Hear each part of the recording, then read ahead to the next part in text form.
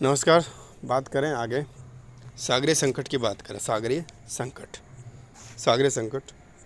गहरे सागरीय सुनामी तरंगों की तरंग दैर्घ्य 100 किलोमीटर से अधिक।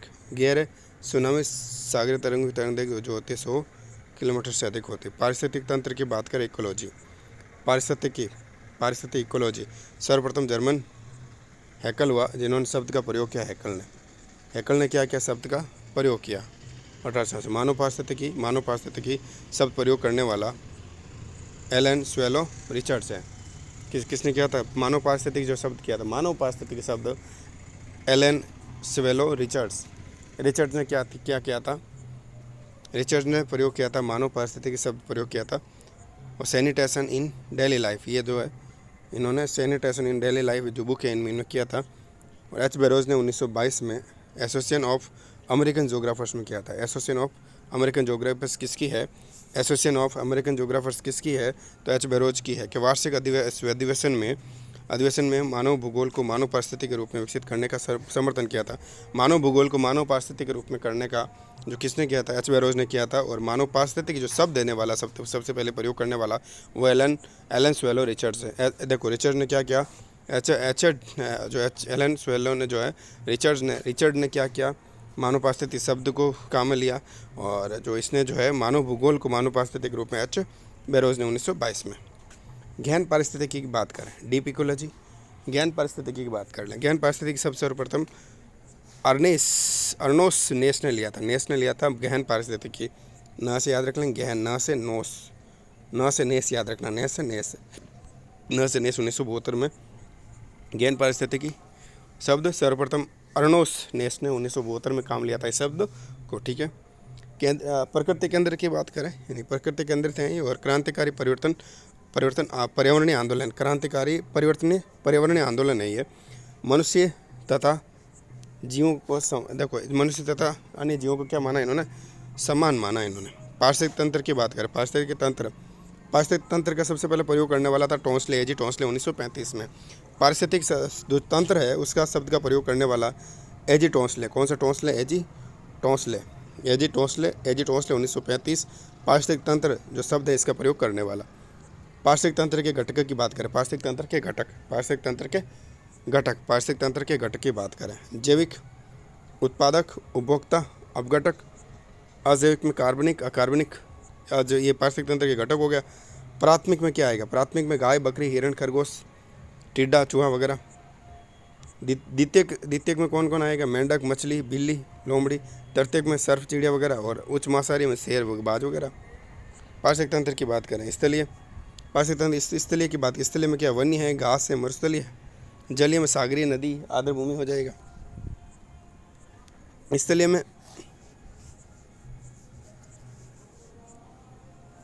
ठीक है। शीतोष्ण, स्थलीय में घास के मैदान में एक तो उष्ण हो गया, एक शीतोष्ण हो गया। ठीक है। और मरुस्थलीय में उष्ण और शीतोष्ण हो गया। वन्य पारितंत्र की बात करें, वन्य पारितंत्र में टेगा 50 से 70 उत्तरी अक्षांश। मुलायम लकड़ी बायो मिलेंगे यहाँ पर एनजीओ। शीतोष्ण कटिबंधीय वर्षा वाले वन, हरा भरा बायोम होगा यहाँ पर। रोजवुड, डगलस फर, स्प्रूस और सिदार हेक्लास यहाँ पर ये शीतोष्ण कटिबंधीय वर्षा वन यहाँ पर मिलेंगे। उष्ण कटिबंधीय सदाबहार वन की बात। उष्ण कटिबंधीय सदाबहार वन 10 डिग्री उत्तर से 10 डिग्री साउथ। सदाबहार जंगल बायोम मिलेंगे यहाँ पर। अमेजन बेसिन, कांगो बेसिन, आबनूस, महोगनी, आयरन वुड। ठीक है ना, आबनूस, महोगनी, आयरन वुड। उष्ण कटिबंधीय पर्णपाती वन की बात करें, पर्णपाती वन उष्ण कटिबंधीय 10 से 30 दोनों ऊपर। उत्तर में भी 10 से 30 उत्तरी गोलार्ध, दक्षिण गोलार्ध में। ठीक है। नहीं, पर्णपाती वन कहाँ मिलेंगे? जो अपने पत्ते गिरा देते हैं गर्मियों में, पर्णपाती। ठीक है ना। और दक्षिण एशिया, दक्षिण पूर्वी एशिया, उत्तरी ऑस्ट्रेलिया, मध्यवर्ती अमेरिका, पूर्वी अफ्रीका। साल सागौन बबूल।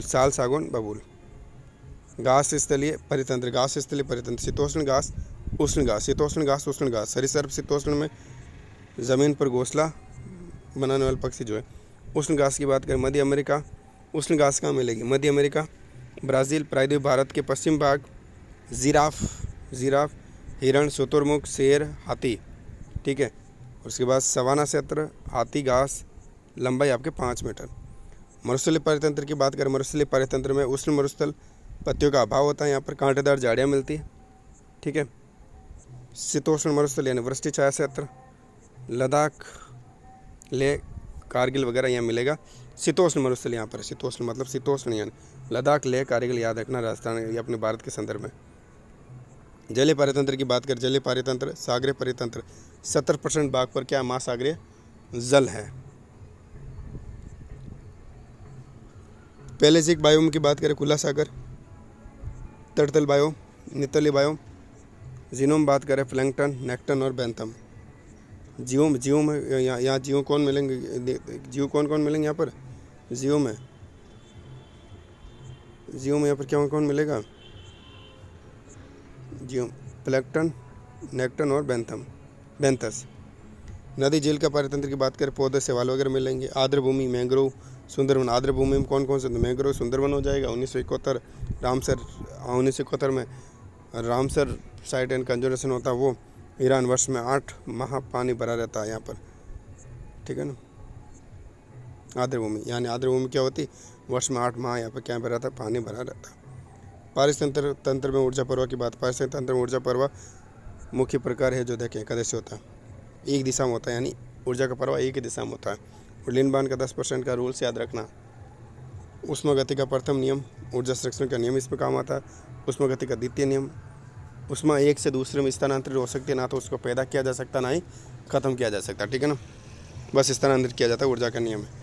लिंडमान का 10% का नियम याद रखना। एक पोषण स्तर से दूसरे पोषण स्तर में ऊर्जा का लेवल 10% भाग ही स्थानांतरित होता है, यानी 100 है तो अगले में 90% व्यर्थ हो जाता है, केवल 10% जाता है। पोषण स्तर की बात करें, पोषण स्तर 4 भागों में देखते हैं, 4 भागों। प्राथमिक उत्पाद की बात करें, हरे पौधे होते हैं। प्राथमिक उत्पादक कौन होते हैं, हरे पौधे होते हैं प्राथमिक उत्पादक। हरे पीले बैक्टीरिया, नील हरित शैवाल तथा फाइलम प्लैंकटन होते हैं और हरे पौधों पर निर्भर होते हैं प्राथमिक उपभोक्ता। हरे पौधों पर निर्भर कौन होते हैं, प्राथमिक उपभोक्ता होते हैं। भेड़, बकरी, गाय, खरगोश वगैरह प्राथमिक उपभोक्ता मांगेंगे। उपभोक्ता में तो उसको उपभोग कौन करेगा वो, ठीक है ना। शाक बक्सी और चरने वाले, यानी शाक बक्ती हैं, साग सब्जी खाने वाले, शाक बक्सी और चरने वाले जंतु पर निर्भर कौन है। देखो, चरने वाले जो जंतु उस पर निर्भर कौन है, मांसाहारी बक्सी होता है, द्वितीय उपभोक्ता। सर्वहारी जो सब कुछ खा लेता है। आहार श्रृंखला की बात करें, आहार श्रृंखला फर्स्ट प्रकार में चराई आहार श्रृंखला की बात करें तो इसके अंतर्गत प्राथमिक उत्पादक है शाक बक्सी, मांसाहारी वगैरह। जैसे घास को कौन खाता है, टिड्डा। टिड्डा को कौन खाता है, पक्षी। पक्षी को कौन खा जाता है, बाज। अपरद आहार श्रृंखला की बात करें, अपरद की मृत जैविक पदार्थों से अपरद पक्षी जीवों से होकर जाती है, जो अपरद पक्षी जीवों का भक्षण करते हैं, जो अपरदन के दौरान। घास जल की बात करें, पारिस्थितिकी पिरामिड की बात करें, पारिस्थितिकी पिरामिड जो संरचना देने वाला 1927 में चार्ल्स शेल्टर ने दी थी। पारिस्थितिकी पिरामिड की जो संरचना है किसने दी थी, पारिस्थितिकी पिरामिड की संरचना देने वाला 1927 चार्ल्स शेल्टर। पारिस्थितिकी पिरामिड की संरचना देने वाला कौन है, पारिस्थितिकी पिरामिड की संकल्पना देने वाला जो है वो है पारिस्थितिकी पिरामिड की संकल्पना देने वाला 1927 चार्ल्स शेल्टर है। कौन सा शेल्टर है, चार्ल्स शेल्टर है। संख्या पिरामिड की बात करें, संख्या पिरामिड घास स्थलीय तथा फसल स्थलीय एवं तालाब पारिस्थितिक तंत्रों में प्राथमिक उत्पादों की संख्या सबसे अधिक होगी, जिसको सीधे पिरामिड के आधार पर होगी। वृक्ष के पारिस्थितिक तंत्र में प्राथमिक उत्पादक की संख्या एक, उत्पादक भी एक संख्या होती है, उल्टे होते हैं। वृक्ष के कैसे होते हैं पारिस्थितिक तंत्र, वृक्ष के उल्टे होते हैं, याद रखना। ये वृक्ष हो गया, वृक्ष पर खूब सारे पक्षी होते हैं, खूब सारे होंगे इस पे वृक्ष पे। उसके बाद द्वितीय उपभोक्ता। बायोमास पिरामिड की बात करें, बायोमास पिरामिड की बात करें, इसके हमेशा कैसे उल्टे होते हैं, ठीक है। बायोमास पिरामिड की बात करें, उत्पादक तथा उपभोक्ताओं के भार के संबंध में होता है बायोमास। तालाब का भी उल्टा हो सकता है, तालाब का उल्टा भी हो सकता है, याद रखना। तालाब का बायोमास ये उल्टा है, ठीक है ना। डाइटम और पादप पलवक। ऊर्जा पिरामिड की बात करें, ऊर्जा का पिरामिड सदैव सीधा होता है, ये चीज़ याद रखना। ऊर्जा का पिरामिड जो सदैव सीधा होगा। पोषण स्तरों और जीवों द्वारा प्रयोग में लाई गई ऊर्जा के संपूर्ण परिमाण का वो 10% लिंडमान का हार्समान का सिद्धांत है ऊर्जा की, याद रखना, ठीक है ना। जैसे कि मान लो यहाँ पर या मान लो 1000 थी, यहाँ 10, यहाँ 100 पहुँचेगी, यहाँ 10 पहुँचेगी, फिर यहाँ पर 1 ही पहुँचेगी। ये ऊर्जा का लिंडमान का हार्समान सिद्धांत जो है। पारिस्थितिक तंत्र में चक्र कौन से होते हैं? पारिस्थितिक तंत्र में चक्र की बात करें तो जैव भू रासायनिक चक्र, ये अजैविक तत्वों का जैविक प्रवस्था में परिवर्तन तथा पुनः उन जैविकों को अपेक्षित प्रवस्था में पुनरावृत्ति का प्रारूप है। उसके बाद नाइट्रोजन चक्र की बात करें, नाइट्रोजन 78% है अपने वायुमंडल में, आपको पता ही होगा, ठीक है ना। कार्बन चक्र की बात करें आपके 0.032%। ऑक्सीजन चक्र की बात करें, ऑक्सीजन अपने कैसे चक्र में क्या होगा, CO2 के साथ H2O सूर्य विकिरण के होगा, कार्बोहाइड्रेट अलग हो जाएगा, अपने O2 अलग हो जाएगी, ऑक्सीजन अलग हो जाएगी, और फिर CH2O, ये आपके CH2 अलग हो जाएगा।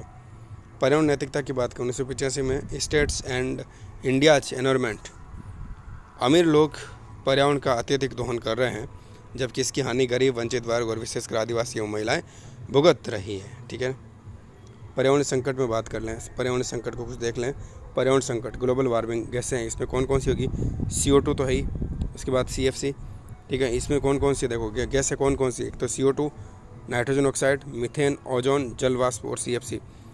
ग्लोबल वार्मिंग में जिम्मेदार गैसें कौन कौन सी है तो पूछा जाएगा इसमें, तो देखिएगा CO2, नाइट्रोजन ऑक्साइड है, मीथेन है, ओजोन है, जल वाष्प है।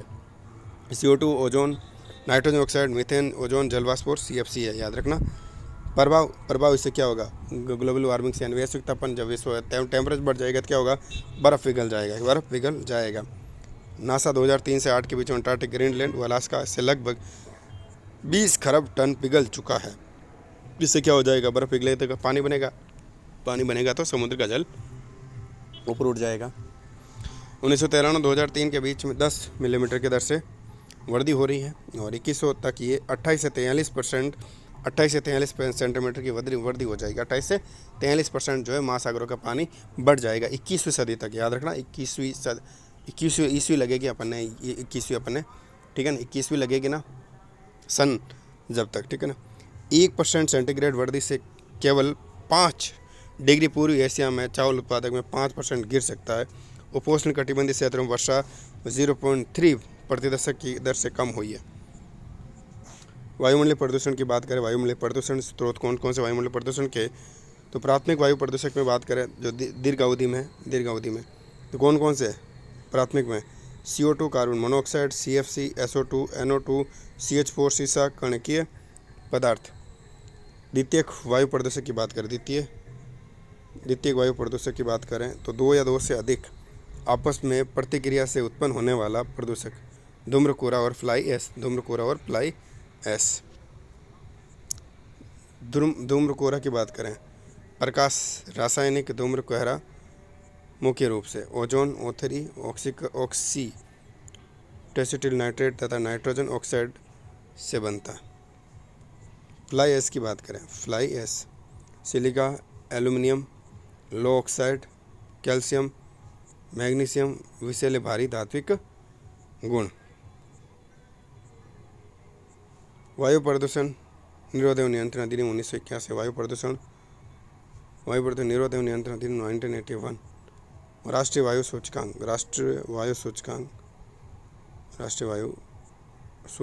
17 अक्टूबर 2014, 17 अक्टूबर 2014 को जारी।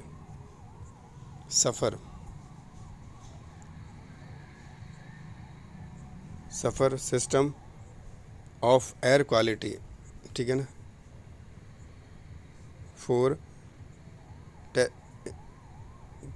ठीक है, फोरकास्टिंग एंड रिसर्च हो जाएगा। सफ़र क्या है, ठीक है, वायु गुणवत्ता की जांच करने वाली मोबाइल ऐप है ये, ठीक है। सफ़र national electric mobility mission plan 2013, पर्यावरण हितैषी एवं उच्च क्षमता वाले हाइब्रिड और इलेक्ट्रिक वाहन निर्माण करना, जिसकी वर्ष 2020 तक 1.5% CO2 उत्सर्जन में कमी आ सके।